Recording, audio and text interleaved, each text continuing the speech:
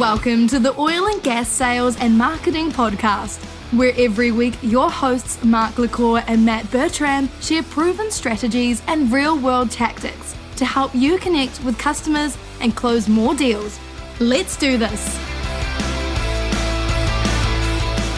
Manage your oilfield operations from anywhere with rigor, online or offline. Whether it's scheduling and dispatching jobs, tracking employee hours, manage equipment rentals or inspections and maintenance, you can create, review, approve, and upload all types of field tickets and agreements securely from any device.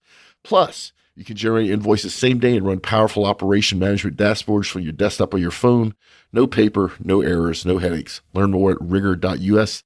Link will be in the show notes. What's up, Matt? What's going on, Mark? What's going on is I forgot to turn on my Do Not Disturb, which I just did, so we don't have constant dinging in the background. And then you and I both just came back from OTC, and what a great event.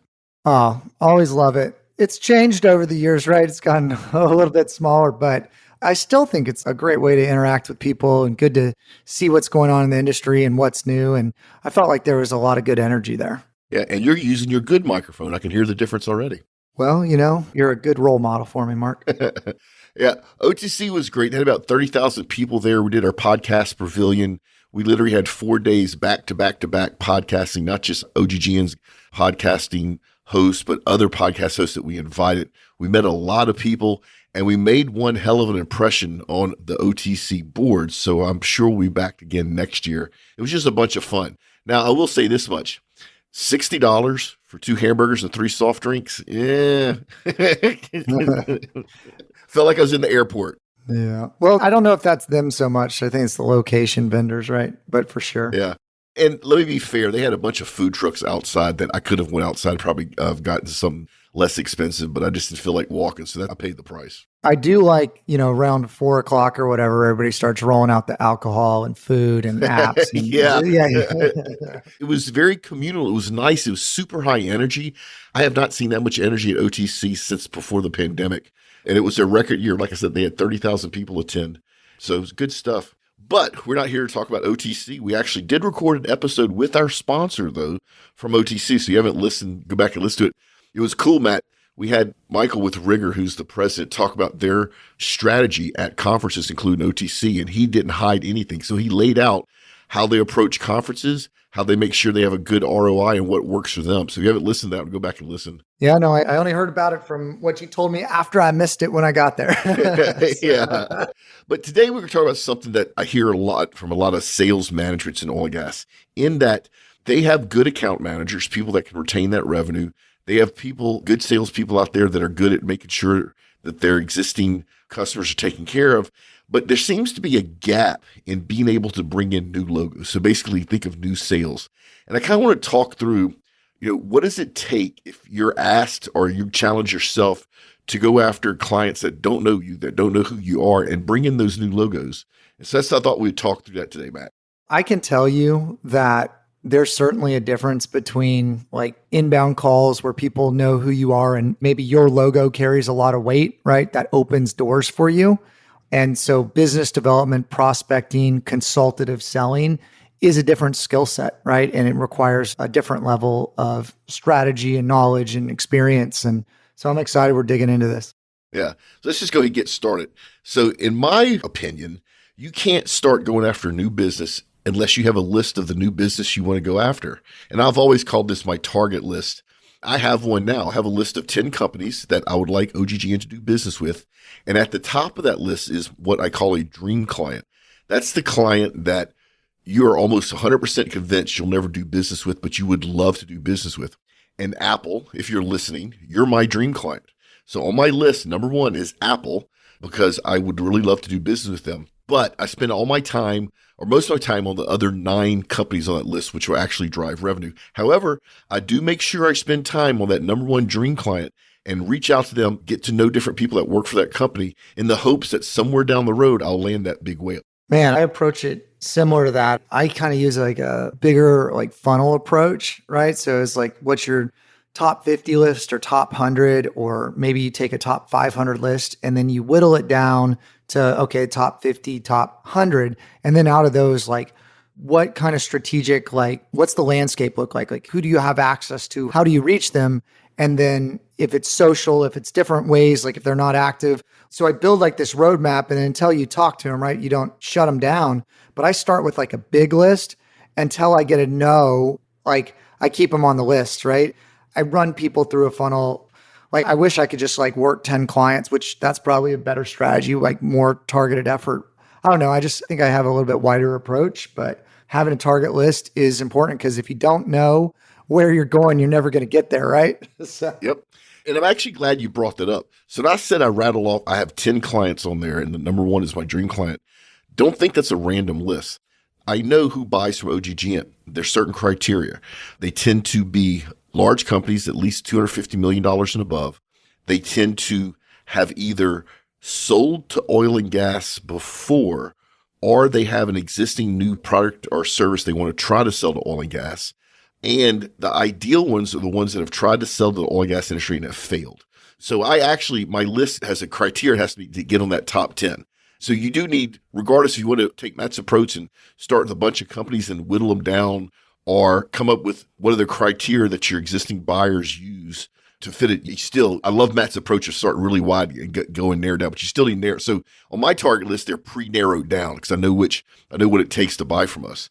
But to Matt's point, you're not going to get anywhere if you don't have a list. You got to start somewhere Yeah. and you got to know who you're going after. So here's the part that we're going to get really deep in. So once I have this target list, I have to come up with compelling messaging. And that messaging, and you've heard us talk about this before, but it's super important, is not generic. So for us, our messaging is different. And even if I'm reaching out to the same company, the message is different to their chief revenue officer than it is to their vice president of operations. And that message is different. If for some reason I wanted to reach out to their president or CEO, which usually I don't do, that message is also different. So the message is extremely targeted, and it's targeted based upon the problems that I know that company is having. And if you're trying to figure out what problems companies are having, if they're public, go to their webpage, go to their investor relations, find the 10K form. And in that 10K, by law, the CEO has to lay out what the risks are to their company. And by understanding what legally their risks they're trying to mitigate and they're worried about. So right now, if you read a lot of 10Ks in the oil and gas industry, you'll see a lot of companies, especially the service companies, in that 10K, the risk they're worried about is inability to hire talent. So you know that that's a problem they have. So I developed that messaging per what's going on in today's date, per what's going on in that company. And if they're public, I use the 10K to understand what are their executive management team most worried about and having to report those worries to their shareholders. That gives me a place to start with the messaging. See, that's something I have started to do more recently. Like when I think about, I guess, creating this target list and what goes into it, there's even more kind of criteria that I look at as far as like who I want to develop a relationship with inside that company and what are the vector points to do that. And then the next thing, Mark, I think about is like, all right, I need to develop a email campaign, right? And maybe I need to get them on the phone. Maybe I need to talk to them. But like when you start developing email automation, which not to get into the weeds, but you're trying to go, are you dealing with somebody that is like a D personality that like needs the data? Is it a relational person? Is it somebody that needs like to get to the point? I guess that's the more the D type personality, but then there's the analytical person.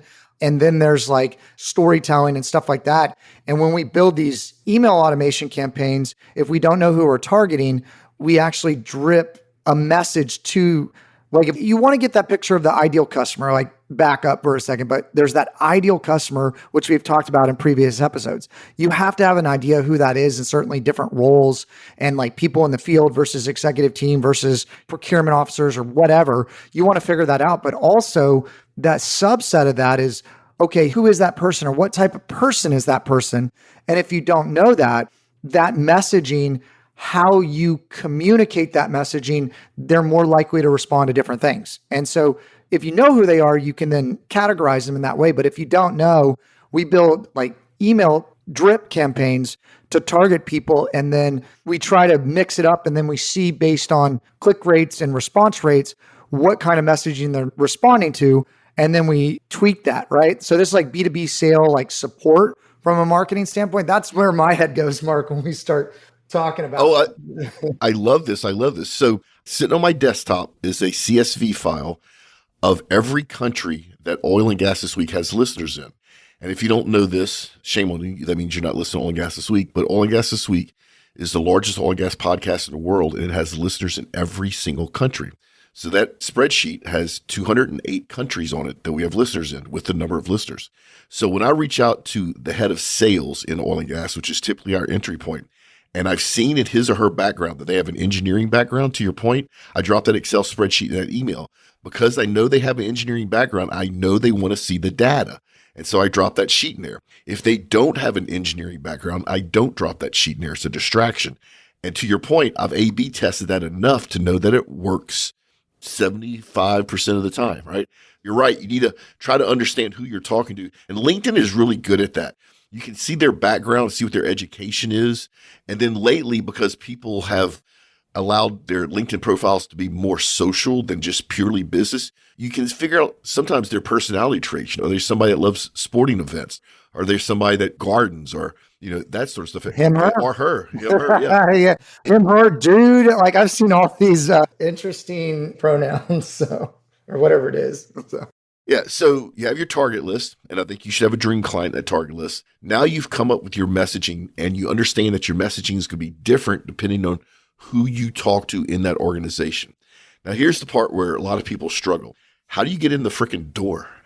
A long time ago, when I worked for the phone company, I literally would put my phone company hard hat on, and I would walk into any office I wanted to, anywhere in the U.S., and nobody would stop me because I was the phone guy. And then as soon as I got past the front desk, I'd take the hard hat off, and I'd go talk to people. Nobody do that today. You're going to get in trouble at the very least. It's a different world. But it used to be that actually going to the office building and chatting to people was a great way to get in the door, right? It was part of your prospecting. And because of the change in security and some of the craziness in the world, that's not only is it not recommended, you won't happen. And if you get caught, like I said, you'll get in trouble. But there's other ways to prospect. You know, we've talked earlier about cold calling. And if you listen to the show, you know that I think email is probably one of the best ways to cold call. But there's a whole bunch of other ways that you can prospect. We talked a little bit about OTC. One of the reasons that we set up a booth there, besides to help educate the world about the value of the oil and gas industry to mankind, and besides building our community, which was inviting not only our listeners and our podcasters, but other podcasters that some may see as competition, Matt, we were also there to prospect. So people that came by that were curious in what we did, we would quantify them rather quickly. Are they just curious and they're interested in the podcast, in which show that was one conversation? Or because they were at a trade show, the largest offshore trade show in the world, were they looking for other ways to get in front of their clients, in which case those people were directed toward me, and I would start a preliminary prospecting conversation with them. So we literally were prospecting from the conference that we were also doing live podcasts from. So there's a bunch of different ways you can prospect. And Matt, I'm sure you have a whole ton of different ways where you can use digital marketing to start getting in those virtual doors. Yeah, so I got like 4 quick points that I wrote down. So there's a lot to respond to, but I'll be super brief. So just to speak to conferences for a minute, something that I don't think's talked about a lot, and we've even talked about it on this podcast about like the value of conferences, and deals don't always happen there anymore, et cetera, right?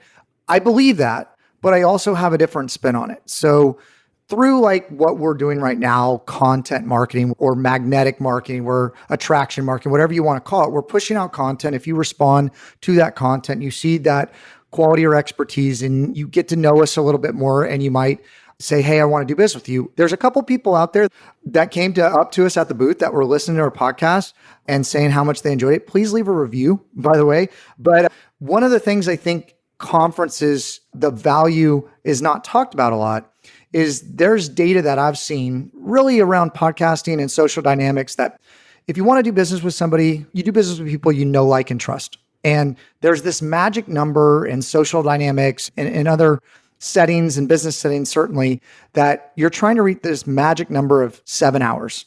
You need to get to know somebody for 7 hours. You need someone to consume, if you want to do it one to many at scale, 7 hours of content. I think, again, podcasting is a great way to do that. But conferences are also a fantastic way because you can consolidate a lot of time of getting to know somebody if you hang out with the group of people you don't normally hang out with over that time period, or you go out to events afterwards, or you spend time with that people. It accelerates your know, like, and trust, or your reach of this 7-hour magic number to work with people. So if you're doing business development or even coworkers in other departments, there's a really big value, especially now with COVID and people working remote, to being in the same room with somebody, and especially people at other companies or customers or stuff like that. So I wanted to really highlight that. And then quickly, social selling, we'll talk about that later. And then really all the things, Mark, that you're talking about doing that work 75% of the time, like you said. Actually, when I was a headhunter, when I was an oil and gas corporate recruiter, whatever, I would figure those things out. I'd figure out the things when I cold called people, what I said, what worked. Like, it kind of got down to like an algorithm. And then you can now, through digital marketing, why I gravitated to that is you can take those things and you can use automation from a B2B selling standpoint, amplify that, and make a good salesperson great. You can make a great salesperson like superhuman, and you can do these things at scale. And if you know, like, you're telling me things that can be quote unquote programmed, right? And scaled up and automated, and you can have superhuman feats of reaching people, following up with people through this automation and email stuff. So I want to put that out there for everybody. And I did have one last quick story, and I think we may have shared this before. I can't remember, but it's certainly something I couldn't do today. But I remember when I was prospecting oil and gas accounts, and it's very hard to get in the door unless you know somebody. So how do you prospect account? So again, gravitates to more social selling, which we can talk about later. But what I actually did is accounts that I was a little bit in the door with, or I knew some people, or even accounts that were just close to my geographic location when I was younger. So I kind of use this mentor-mentee kind of sell. So for all you new salespeople out there, it's a really good motif to like put yourself in of, hey, educate me. I want to learn and get really good expertise wise, especially if you're male competing against female. Like, you got to leverage what you have, and expertise, I think, is that. And I was leveraging like a mentee relationship. I actually went to parking lots.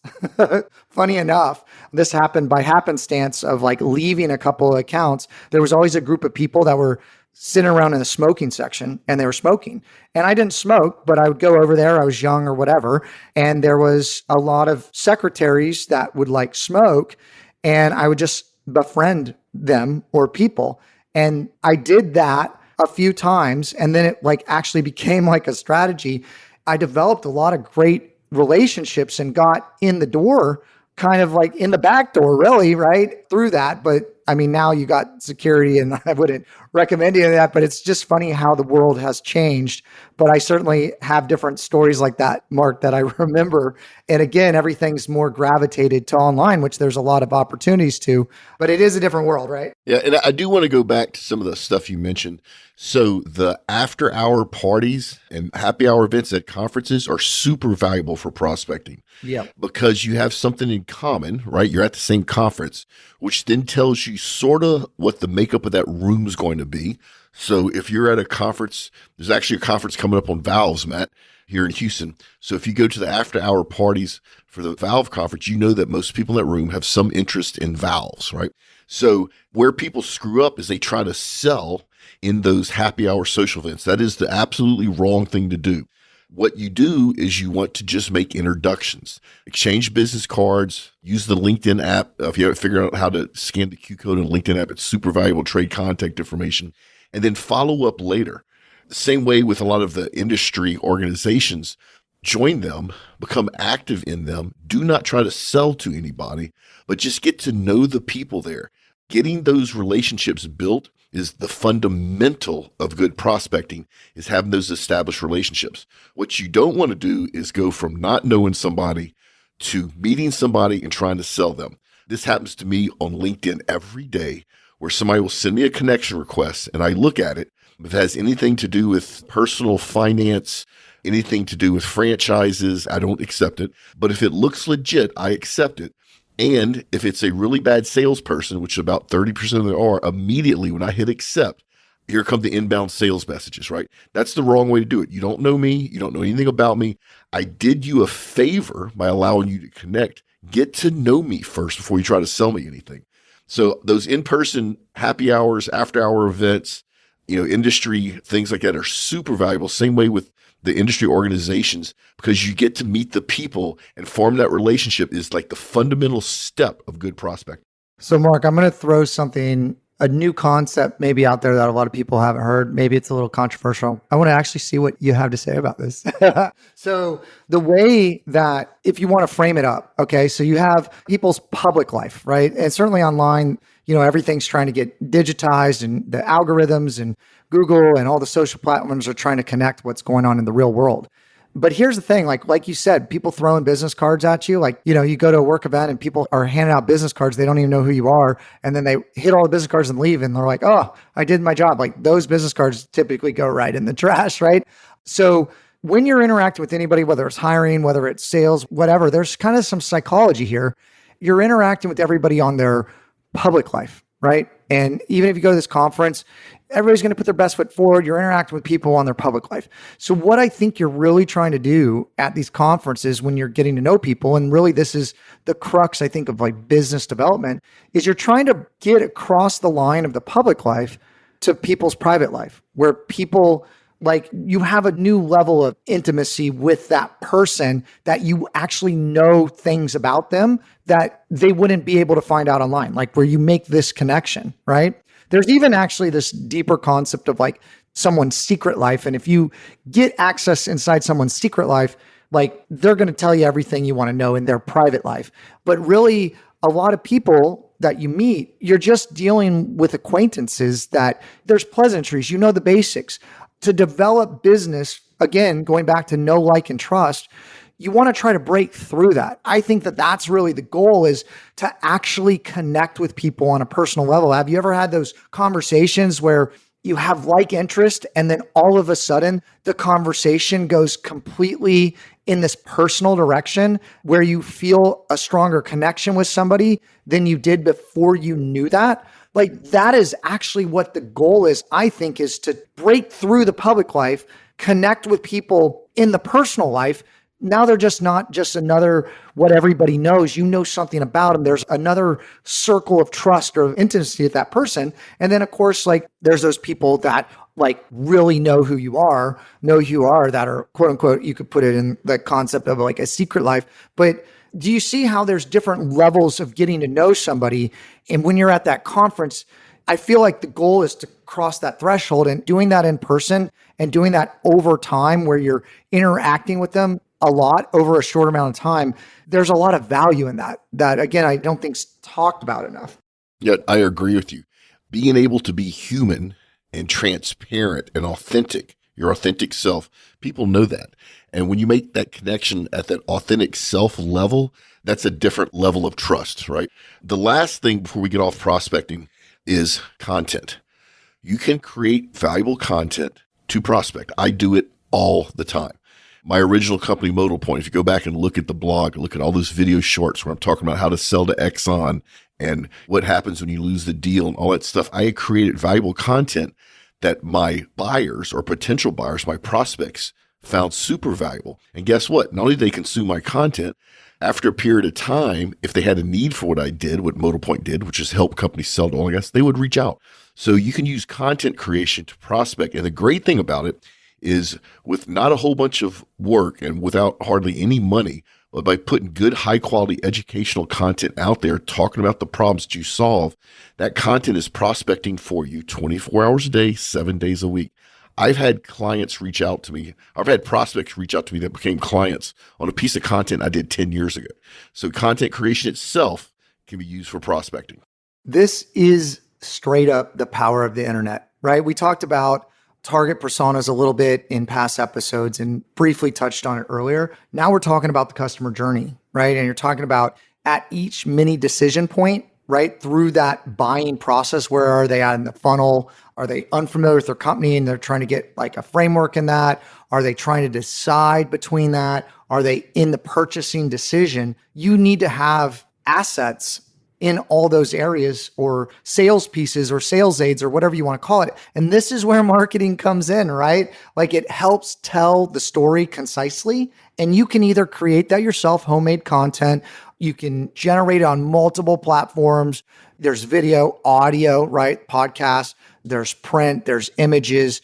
The brain can process images like way, way faster. So when you're telling a story, you're showing a graphic or infographic, really, really powerful. Well, if you know these good stories or you know these good decision points or how-tos or commonly asked questions, getting your marketing team involved or tapping the marketing team as they might have resources in this area. I mean, that's literally what their job is to support the sales, the B2B sales. So get connected with them, get a partner to help support that. And again, build that customer journey and figure out, do you have assets all along it, right? And really, I think that graphic design and branding, marketing, like is so underutilized by salespeople, in my opinion.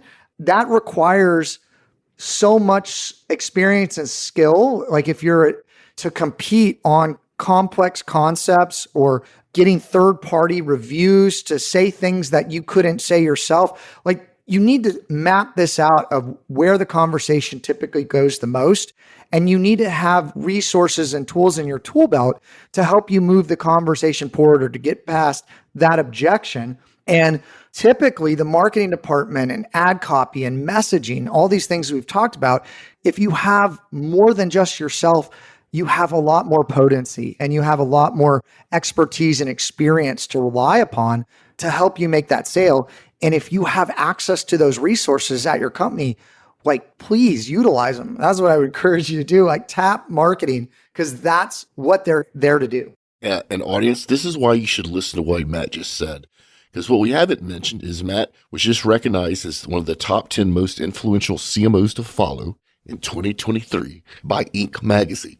You heard me right. Matt is one of the 10 most influential CMOs to follow in 2023 by Inc. magazine. So he's giving you very expensive consulting for free on this show. So we appreciate that, Matt. So think about bringing in new logos. We talked about your target list. We talked about your messaging. We talked about prospecting, basically getting in. Now, the next stage is what has always been called a discovery call, even though it may not be a call. It may be a meeting or it may be an email conversation, whatever.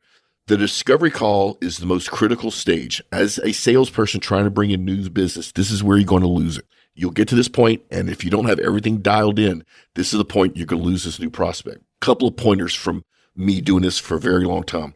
Number one, be extremely comfortable and confident talking about money up front. Do not hide the cost. Do not he and haw about it. Both you and the prospect at this point need to know if it makes economic sense to continue the conversation. You're not going to scare people away. I see too many salespeople that are worried that they're going to scale people away if they talk about the dollars. And quite frankly, if you're going to scare them away, they're going to be scared whether you talk about the dollar in the beginning of the conversation or the end. It doesn't matter. So that's super, super important. Then, and I see this with a lot of software people, please, software peeps, quit doing this. Do not try to rush to a demo.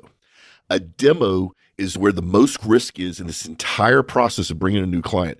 If you do not get the demo perfectly right the first time, you're going to lose this. By rushing to get the demo, I'm telling you up front, you're going to miss stuff. And please, if you have your demo deck, do not put a slide in the beginning of that deck with your current existing logos, people you're doing business with. I don't care.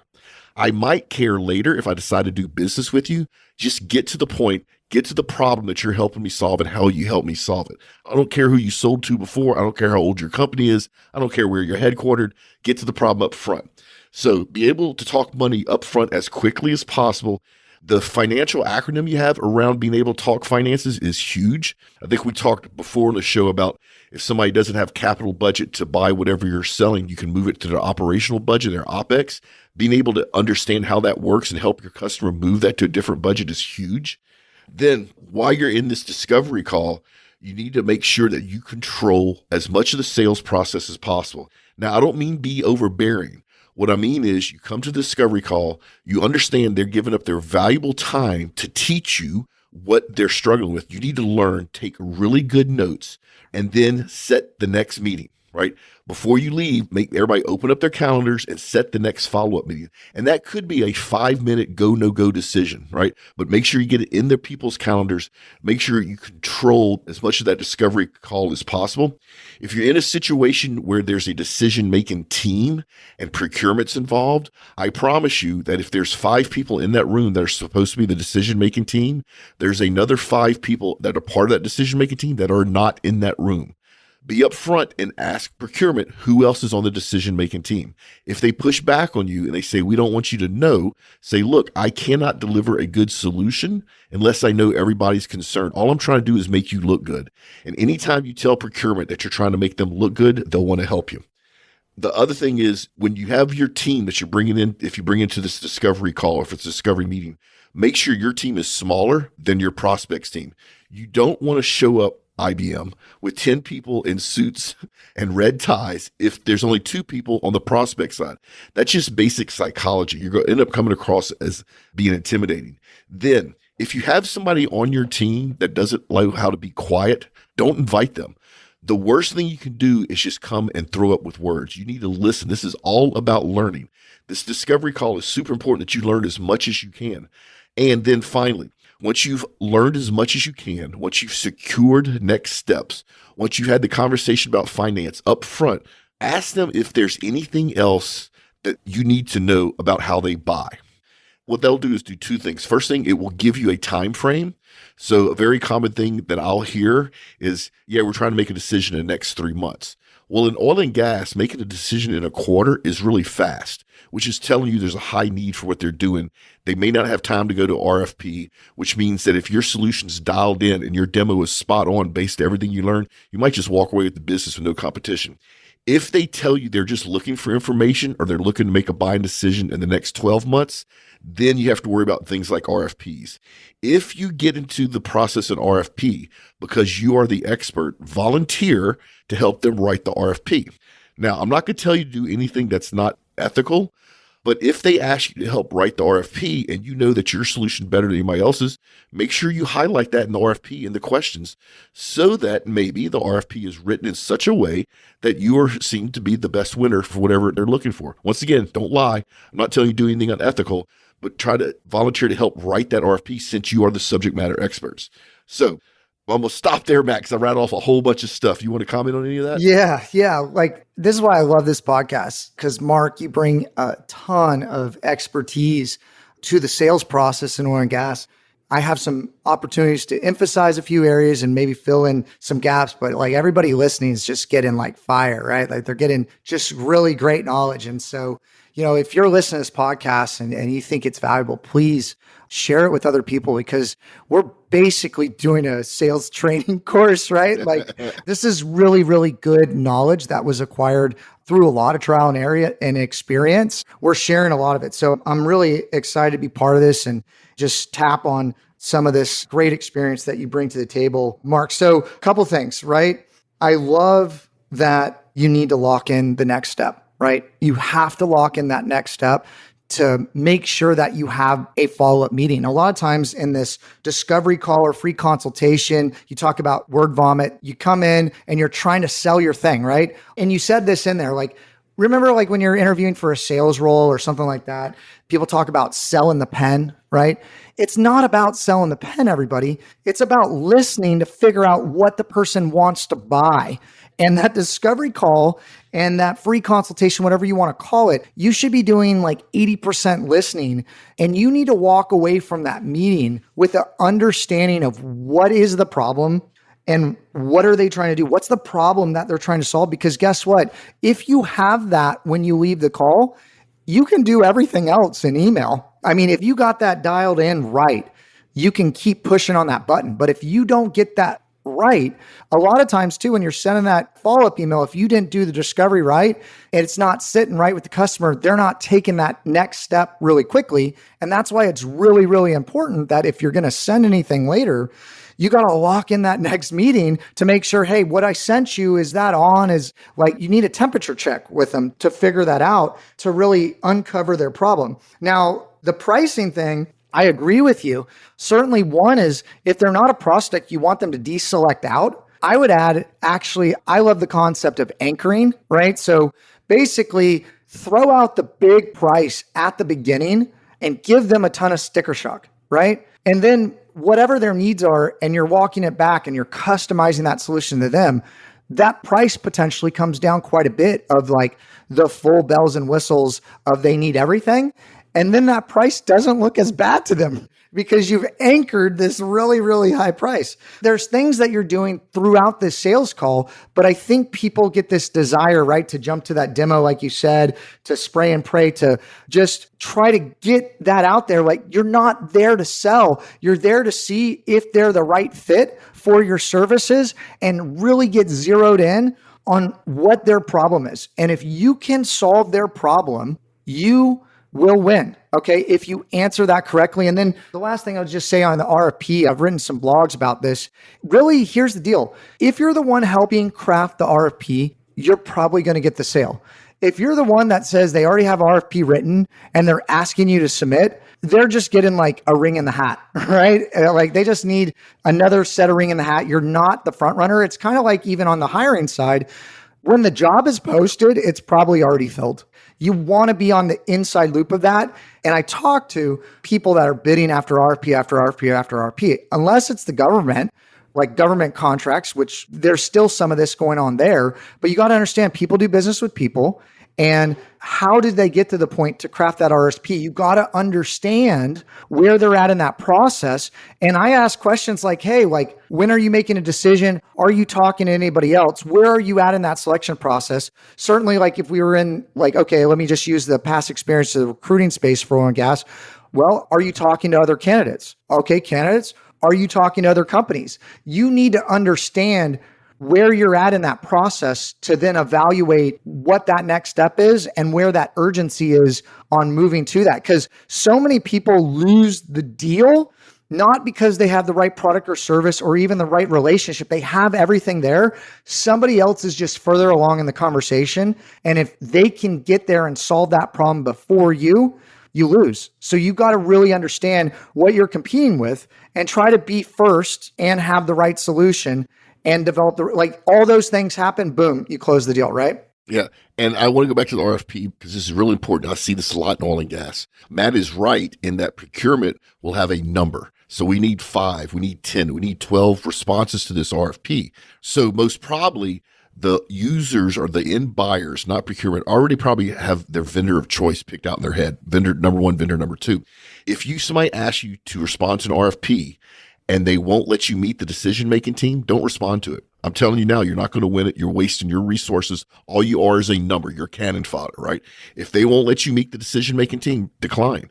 And if they push back on you, be very open and go, I think that the only reason you're asking me to respond to this RFP is because you need another submittal and I don't have unlimited resources. You can pay me to submit because it costs me time and money. And at that point, supply chain or procurement will leave you alone. The moment you ask them to pay for an RFP, they usually leave you alone, which is then another sign that you were cannon fodder. So this has been a great conversation about bringing in new logos. The one thing I want to close the conversation is we gave you a bunch of really good information that's not academia. It's based on real world results of working in the oil and gas industry. Between Matt and I, we probably have 40 years of experience of selling in this industry. The very last thing I want to leave you with is you got to do the frickin' work. We gave you the information. We told you how to do it. We gave you tactical. We gave you strategy. Get out there and do it. Most salespeople that have a hard time bringing new logos, the fundamental mistake I make is they find excuses not to get out there and do what Matt and I just told you need to do. So get out there, get the work done. You will bring those new logos in. Yeah, I would just say the fortune's in the follow-up, right? The data says most salespeople stop at 3 follow-ups.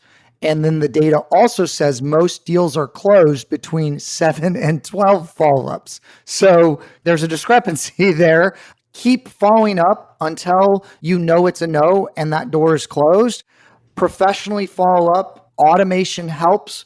Knowing who you're going after, why you're going after, that they're the right deal to make sure you're spending your time right. But man, I just had some people on my sales team close a deal because they were like a hound dog. They knew that person had a problem. They knew they didn't solve the problem and they knew that we were the answer and they followed up and boom, closed the deal. So the fortune's in the follow-up. Keep on it. Don't just do 3 follow-ups. If you need more touch points, leverage marketing automation. Yep. We'll just mic drop it right there. This is a place where we do the product reviews. Matt, we have a company that reached out that wants you and I to review their remote controls for presentations. Cool. Which I thought would be pretty cool. So as soon as they arrive, I'll get it to you. We'll play with them a little bit and we'll give a review on that. If you want any of Matt and I's social links, they're all in the show notes. Our insider group, we're still working on that. That is going to be like the cream de la cream. Sales, chief marketing officer, chief revenue officers in oil and gas get together in person, almost like a mastermind. So stay tuned for that. And Matt, we didn't rehearse this. It's time for LinkedIn fail or tip of the week. The last show I did, I actually gave a fail. Do you have a tip? Man, I had a tip at OTC and I was like, man, this is going to be a great tip. And I don't have something right now, but I can say that I did do a presentation on how the LinkedIn algorithm works. And I think that we might want to reserve this for some of the training, but I would just tell you the social selling component is becoming more and more important every day. And putting out quality content, I think it's 5.3% of all people on LinkedIn are actually content creators. So that means 95% of people are content consumers. So I would just say, be a content creator.